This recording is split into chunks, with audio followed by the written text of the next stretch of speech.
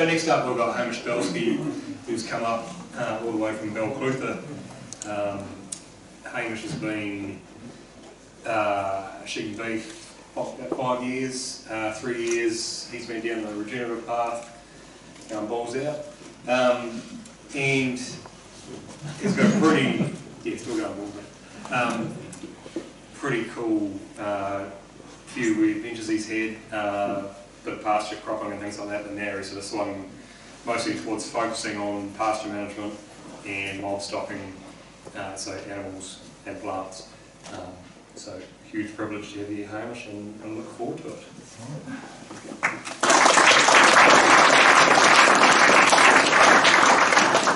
Oh, good afternoon, everyone. You can tell Peter was in the finance sector. You won't see any spreadsheets from me. Just quickly, how I sort of got into this.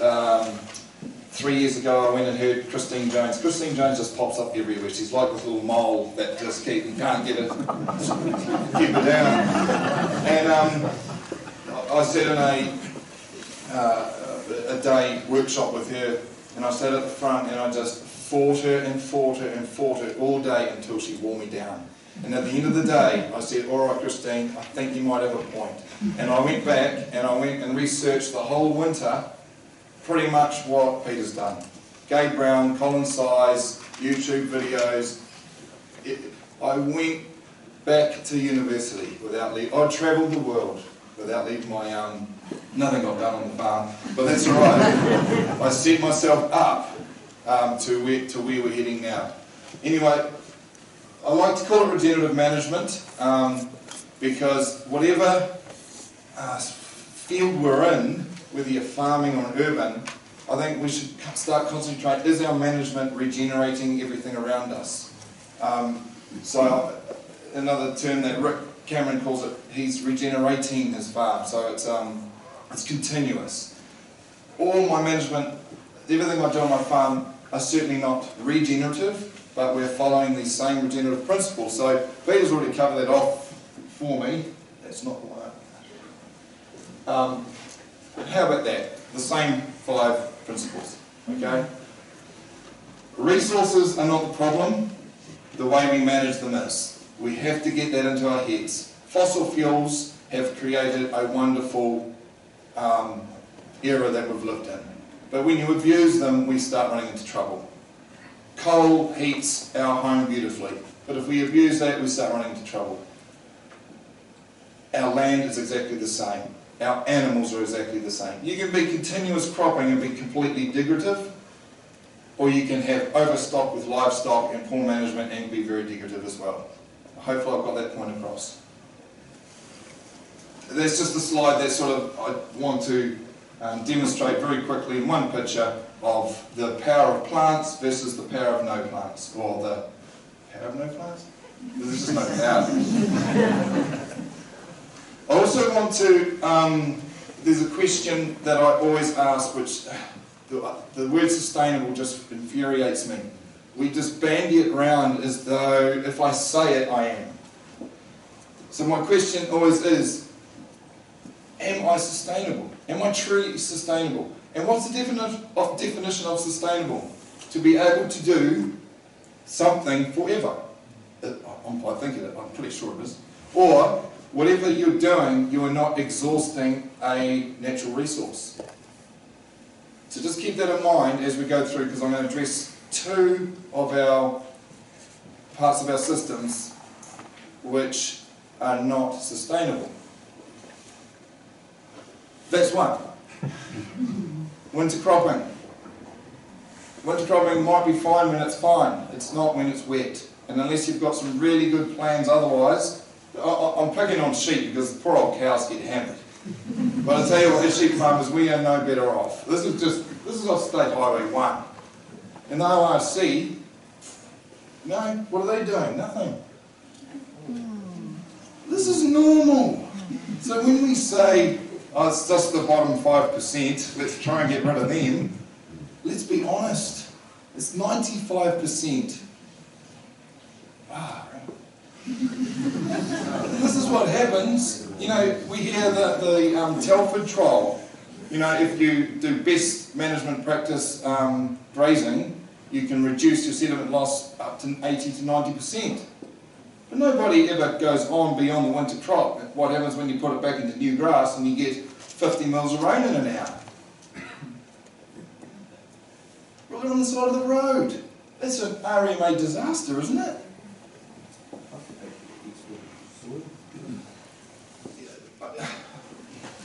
We export so much soil, it's our biggest export. The problem is the cost to replace those nutrients that have gone off with fertiliser are so cheap. If we actually value the cost of energy to get fertilisers to here, you would never do that. And there's a cropping farm down the road, and now we've gone to catch nets. That's just to say that we've got a weed problem, but we're doing best practice again to stop it from getting into the environment. And that's what happens. So that's the outcome. So when we hear farmers moaning, look, we've all got catchment groups, we're all doing a good job, we are doing some really good things. But when we look at our waterways after 25 mils of rain, that's the outcome. I couldn't care less about farm plans if the outcomes are like that. So I started off doing that, best practice. And it took me so long, and I got such a sore neck, and I sort of think, oh, nah, this sucks. And I started thinking, what could be a better way? And it was at the end of that season when I went and heard Christine Jones. Christine Jones, for the first time, gave me some answers to a whole of the problems that I was trying to solve. And so with that conventional type farming, you then need about 300 kilograms of nitrogen fertiliser to grow these crops to get the yield. So we were getting about 11 to 12 tonne yield, which was actually really good. It's winter wheat.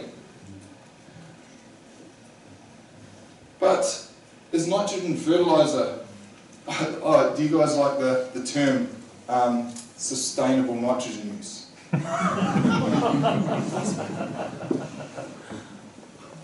Right. So this is, I took soil samples with carbon.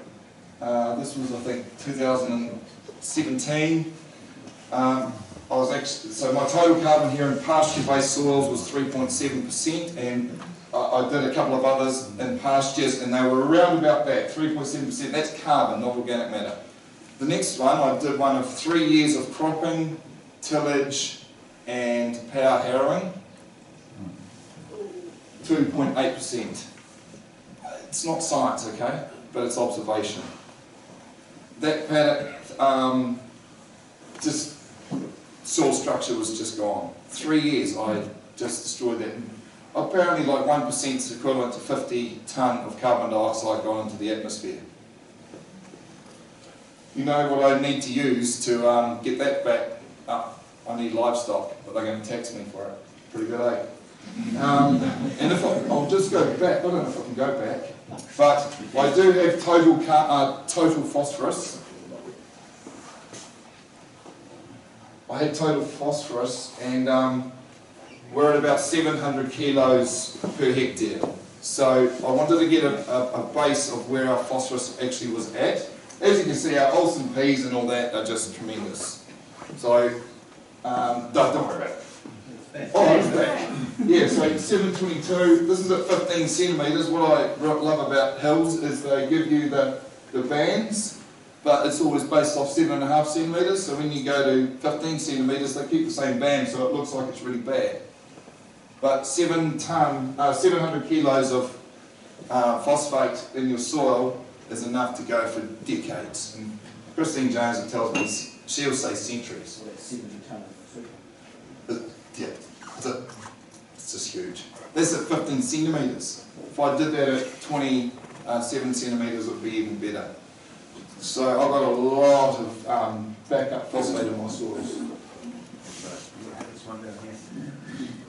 That one down there would be. Oh, I see. I'm with you. Am I waiting? Gotcha. So I added these photos back in for Simon's sake, but yeah, this is after doing all that ploughing, I went to try to do pasture cropping. So I did, this was companion cropping where I planted clover with my wheat in the winter. And that yielded 5 tonne compared to that sort of 10, 11 tonne, so we're half the yield. And I think if we were paid, I don't know, $800 to $1,000 a tonne for spray-free, biologically active, whatever you want to call it, wheat, that's the sort of money that you've got to start paying farmers if we want a future in this sort of stuff. But that worked really well. I'd keep doing that if I had the infrastructure to do it and the market that would actually pay me.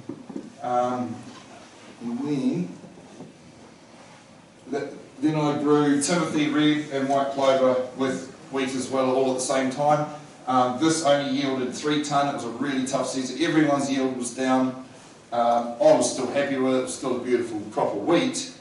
And then I grazed cattle through our very long extended dry, put a kilo a day on those cattle for 50 days. So overall, those hectares were profitable, the crop on its own wasn't.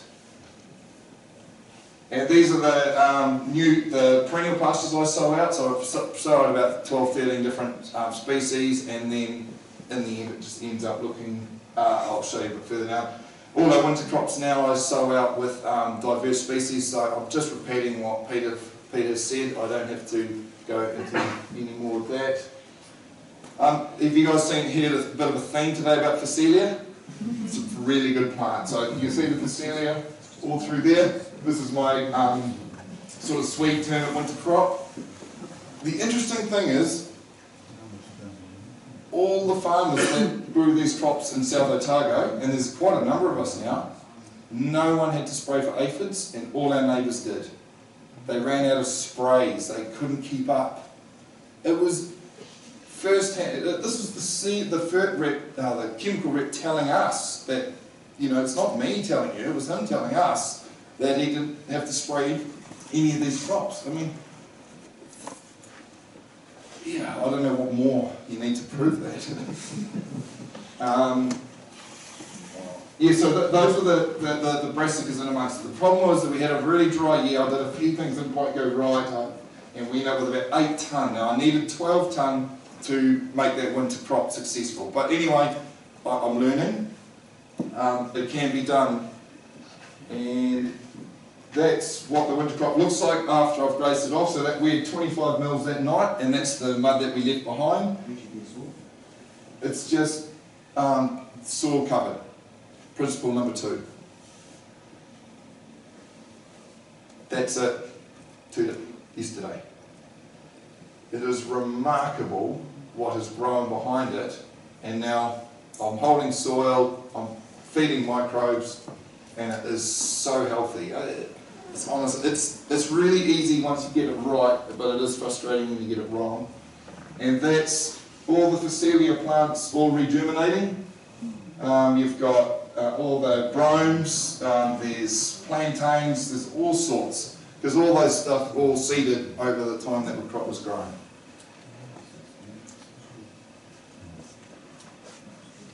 Just quickly, this is the way I winter some of my cattle. I've got a really poor face, and I've poured a lot of fertiliser on it, like Peter, and I just saw no difference. I'm like, that's just annoying, it's costing me money. So I just laid out all the bales in the autumn, late autumn, and then that's what we're doing. We're shifting the brake over the bale, and then we roll the bale down the hill. The right way around, hopefully. I hold the strings and I push the bale and it just unfolds. It's beautiful, it's poetry in motion. Even our boy, he just thinks it's awesome. And, see that's all the hay going down the hill, and we're just reseeding this paddock with come off diverse species hay. And when you look back up, that's what it looks like now. So I've reseeded that paddock, put a whole lot of carbon back onto it, and nutrients from all the dung and urine. And no mud. These are the pastures that we've got the ewes on rotation now. So that's sort of a look at our farm. I've got some gullies, all that I love to plant out in natives. I've got about 7 hectares of that. But if we're going to be taxed with methane, then that'll go out the window. And that's sort of, I just want to give you an example. Usually I have a 100-day round with my ewes, and I just try and see how I've got some poor faces, poor fertile faces. And so what I do is at night time I just stick them in a really high density, and they 70% they crap in urine at night, and then they go back on top during the day. And so I just keep building up the sides of my faces, because I used to double the fertiliser around those parts and just do half rate on the main part, and I didn't notice anything. I was like, what am I? It was easy because I didn't have to do anything, but it cost me a lot of money. This way it cost me nothing, my time, and the results are tremendous. So that's what it looks like after they've grazed it. And that's what that past year was, a lot of chicory and plantain. This is what it looks like 3 years later. So it does come back to being mainly grasses and legumes, but when you get it dry, the plantains will strike, etc. And the age-old question, do I have my sheep in with my cattle on a rotation? I've tried lots and lots of things. This for me works the best in the end. One big mob. And so I've had up to about 700 ewes and twins, lambs, with the cattle, and it's worked fine. I'm not sure how far I can push it. You know, can I get 2,000 ewes with their lambs in there? I don't know. I'm a bit nervous about doing that. It's got to be tried by someone though. And this is what happens when you keep your pastures short for a long time. You end up with short roots. If you eat your pastures once they have fully recovered and eat, say, half of the leaf, that's the sort of root system you start getting. So when people say New Zealand can't build any more carbon in their soil, I'm not sure if that's true. Don't we need GE grass? What's that? Don't we need GE grass? Oh, that's right. GE grass will solve all our problems. Now, just quickly, the keys to holistic plant grazing and high animal performance. This has really got me baffled over the last 3 years. I have tried rotational grazing. So I went from set stocking for 3 or 4 months, then weaning, etc., doing what we normally do.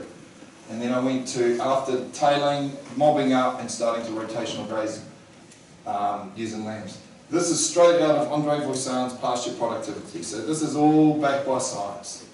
Pasture must be fully recovered before seed head emergence. Grass tips should be pointed between 3 and 4 leaves. Keep plant in the blaze of growth. If you keep plant in phase 2, you grow, I think it's like 3 times more than if you hit phase 1, the lag phase.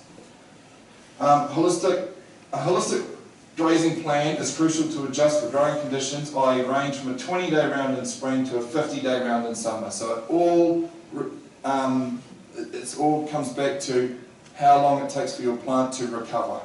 And I got in my head that it was okay for everything to seed out, and then you just put your stock through it, and that it's good for the soil and everything like that. It does plummet animal performance. So keep it vegetative. So I'm not sure if I've said it in the next. Total time in the paddock should be sufficiently short for a grass grazed once and not to be grazed again.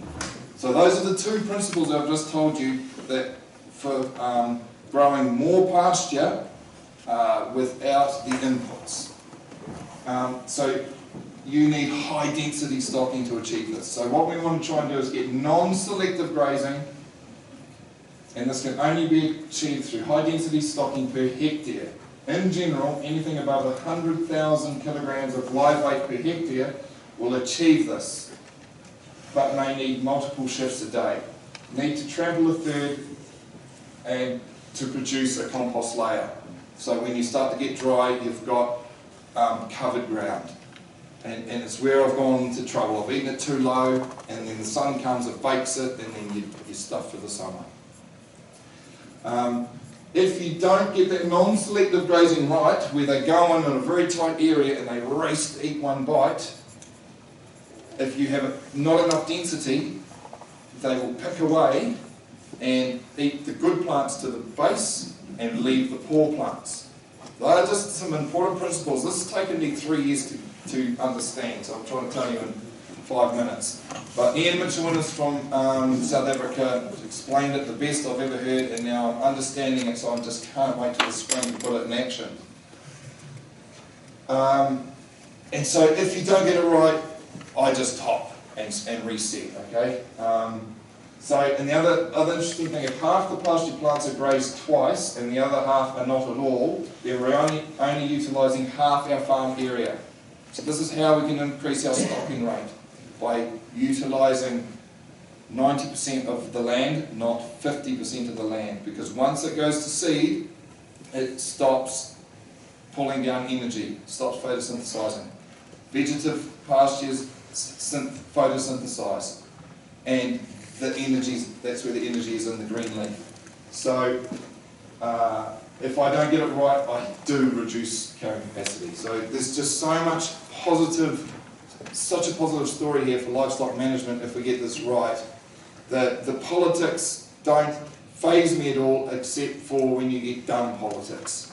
If you understand, I understand why they want to reduce some cow numbers, because with the huge amounts of supplementary feed going into a platform, huge amounts of nitrogen synthetic fertiliser, it's not good for the environment. That has to be sorted. So when pasture starts to exceed demand, take paddocks out of rotation and start back on the one that has recovered to keep it vegetative. So I have deferred grazing, so about a third of the farm might be deferred grazing, and so I keep the platform nice and vegetative, high animal performance, and then once you hit the summer, you've got that deferred grazing to go on to and put your ewes or your cattle on, break feed it, and when you break feed that deferred grazing, then it becomes selective grazing. So you don't want the animals to eat, like what Peter said. You're probably not wasting, you're trampling maybe 50 to 60%. But it gives you time for the rest of the farm to recover. I hope everyone's getting me here. Because see, as we go, yep, covered that. Anyway, I just wanted to cover some science behind everything. This is the Winchmore 30-year phosphate trial. Now, people say RPR should only be used in low acidic conditions. Well, this is P levels of, I think, 6 or 7 and no phosphate over 30 years. And the rest of it is 375 of super, 175 of super, 250 of super, and 175 of RPR. Statistically, no difference. I'm just flabbergasted at that. Does anyone heard that in our industry? That we can put on 175 kilos of RPR and still maintain high production? Has anyone heard that you can put on 188 kilos of super and get the same result of 375? Okay, if you want science, I thought that was pretty compelling. What's RPR? Sorry. RPR, reactive phosphate rock. It's just natural rock phosphate. It's a great product.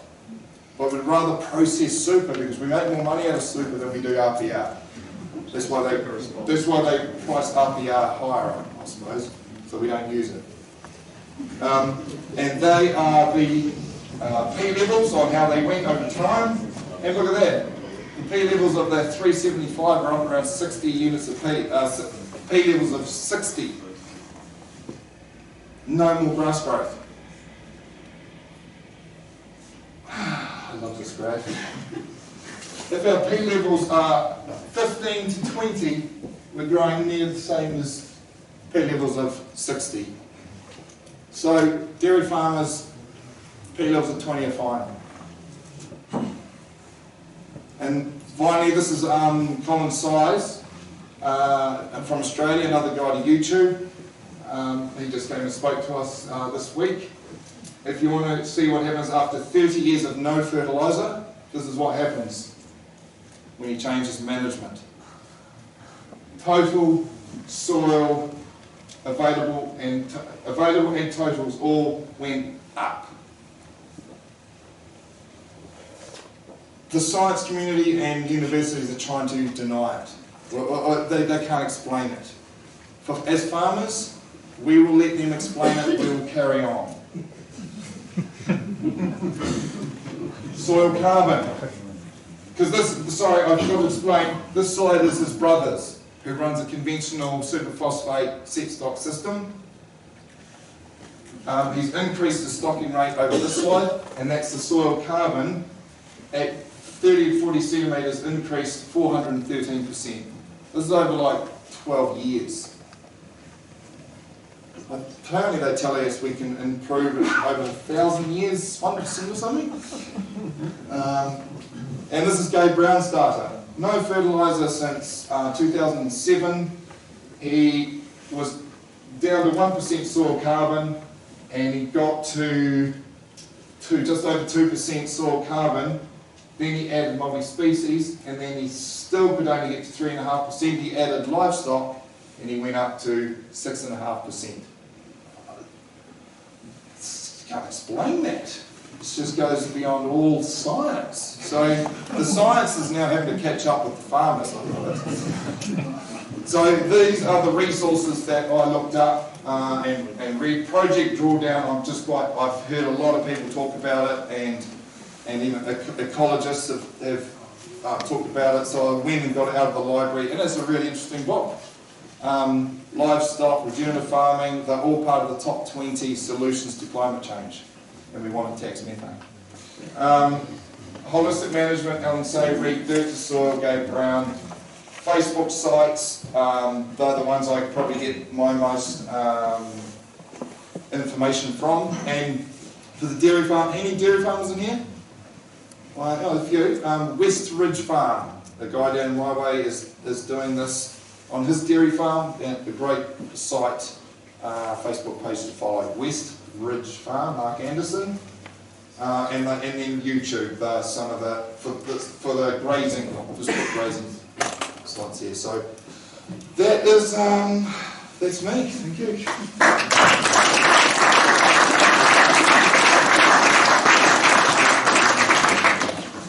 Questions? Yeah. Under a pastoral system where you're grazing these multi-species pastures, Yes. you're talking about having heavy non-selective grazing. How do you achieve non-selective grazing heavy enough with young lambs at foot? The key is time. So if they're in there all day, then you won't get it, because all the ewes get the best stuff. When you put them in there for 2 hours, it's all good stuff. Does that make sense? Well, I was looking at more things like the traditional problems you might have in long, really high cover, like mismothered lambs and those sorts of things. If you're going to be moving them around a lot. You're not going into high cover like that. Right. If you're going into high cover like that, you've just lost everything. Animal performance, energy capture, everything. Yeah. Okay? That's different to what Peter was talking about in his cover crops. There are other reasons for that, and he's got other things underneath. Totally different context. This is in high, good rainfall, trying to finish our lambs off mum at good weights and plenty of them. So, what kind of covers do you do?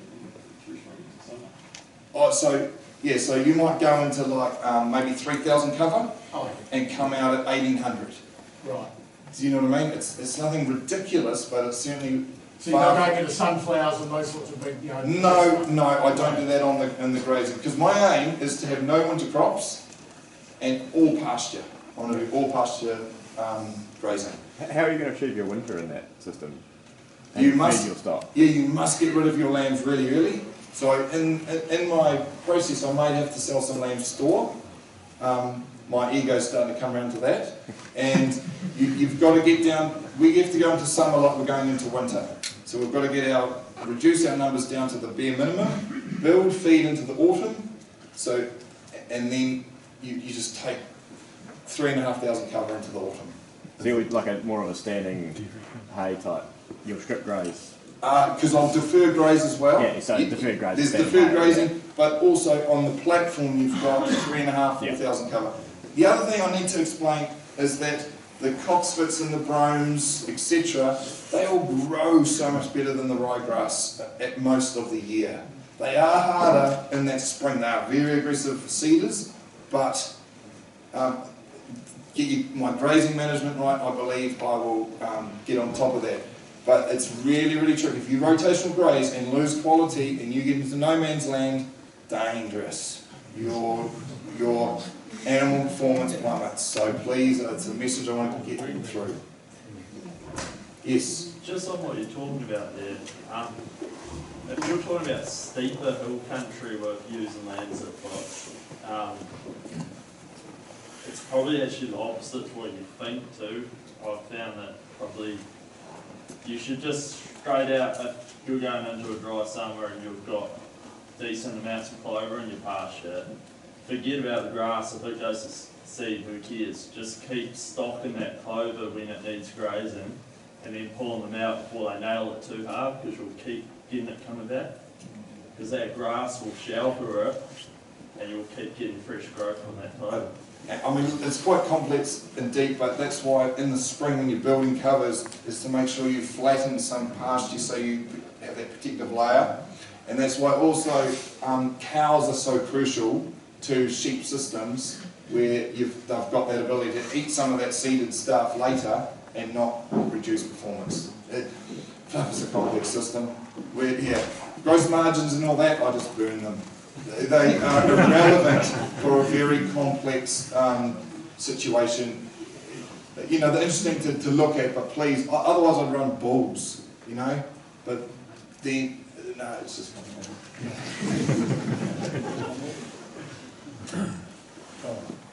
So, do you find, like you said, with that cow crop you wanted to get 12 tonne, but you got 8? Yep. You didn't put fert on? Yep.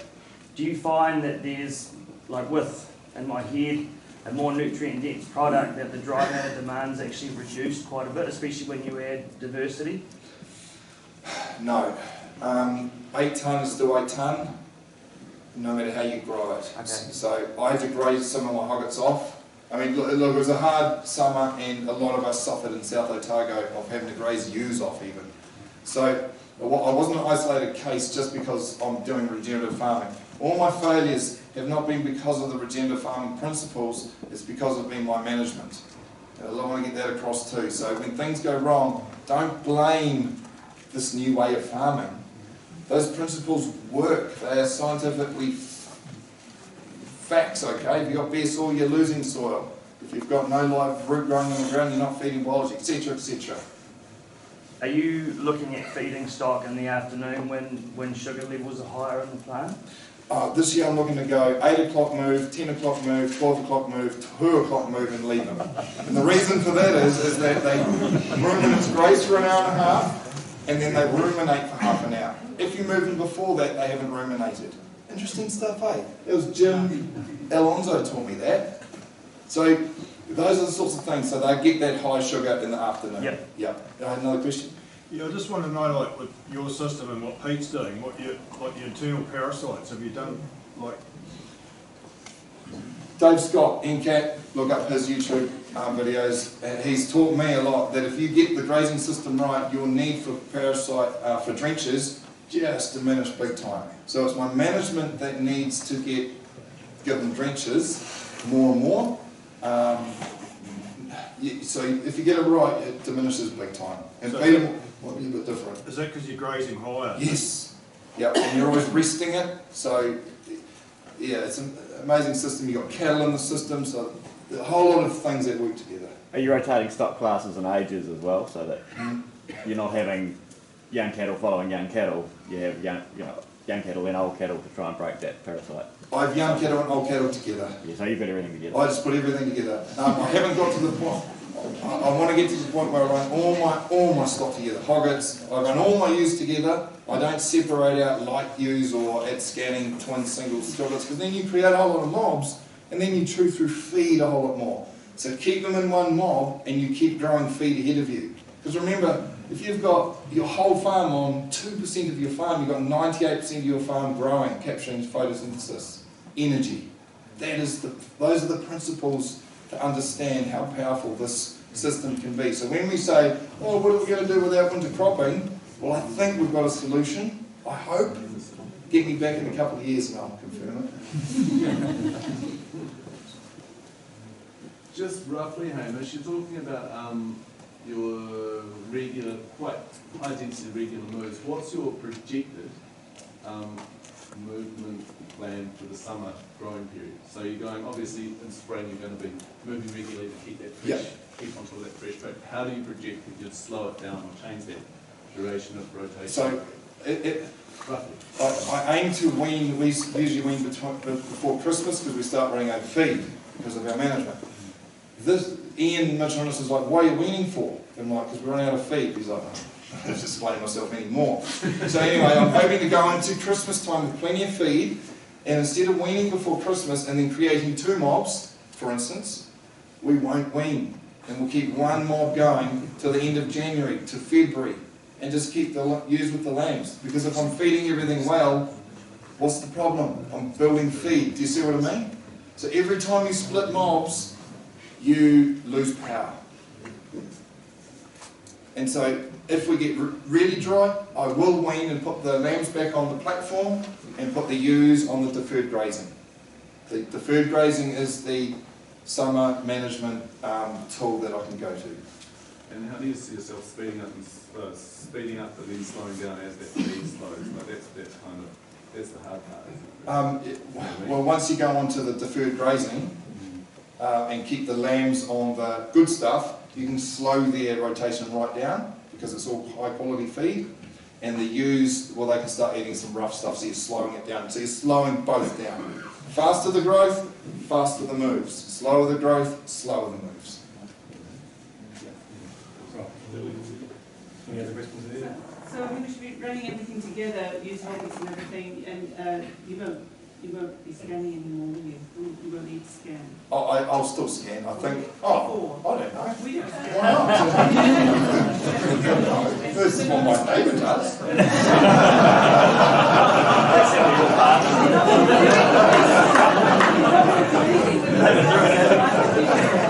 So sorry, I get out the second cycles when I scan, so that when I set stock, I rotational graze right up until pretty much they drop, and then I take out the second cycle and I keep them going on a wee rotation somewhere, and I spread out the first cycle. So there is method to my madness, yeah. But maybe I'll get to the point where I won't need to. Let's hope it's more cost saved. Yeah.